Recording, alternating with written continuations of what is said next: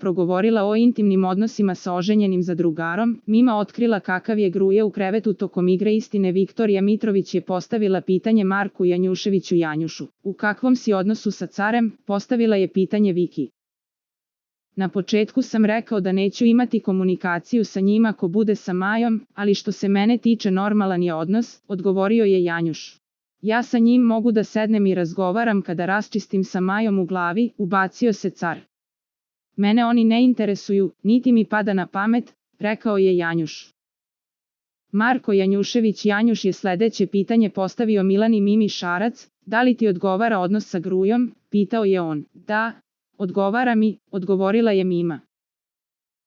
Mima je svoje pitanje prepustila lepom Mići koji je pitao MC Alex, da li bi pre bila sa Rešićevom ili Matorom, pitao je Mića. Prirodnije mi je sa čorbom, odgovorila je MC Alex. Bez mene ovde ne postojiš, ti hoćeš da pričaš, a ne ja, ti si gora od sponzoruše.